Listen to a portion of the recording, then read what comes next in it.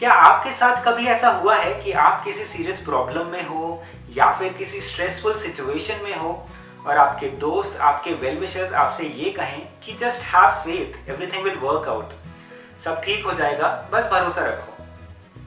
आज के इस वीडियो में हम ये बात करेंगे कि ये फेथ एक्चुअली में है क्या और इतना जरूरी क्यों है। Why is it so important to have faith in life. दोस्तों, जब भी हम किसी इंसान पर, किसी चीज पर या फिर किसी कॉन्सेप्ट पर पूरी तरह से भरोसा रखते हैं, मन में किसी तरह का भी डाउट आने नहीं देते, उसको हम फेथ कहते हैं। हमारा जो माइंड है वो बहुत पावरफुल होता है। हमारी सोच की, हमारी इमेजिनेशन की कोई लिमिट नहीं होती। छोटे से थॉट से लेकर एक बड़ी सी दुनिया हम अपने ख्यालों में बहुत आसानी से बना सकते हैं।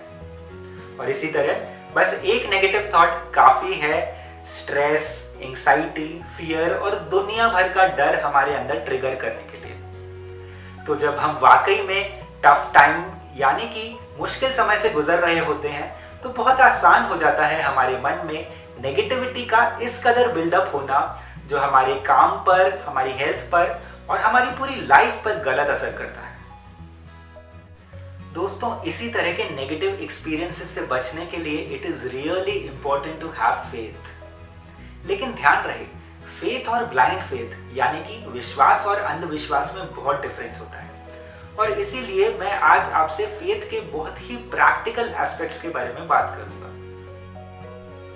सबसे पहले तो हैव फेथ इन योरसेल्फ, क्योंकि अगर आप खुद पर ही विश्वास नहीं करेंगे तो दुनिया में कोई और आप पर कभी विश्वास नहीं करेगा। Have faith in your hard work and your dreams. अगर आप अपने काम पर और अपने सपनों पर विश्वास रखते हैं, फेथ रखते हैं, तो आप सक्सेसफुल होने के एक कदम और करीब पहुंच जाते हैं।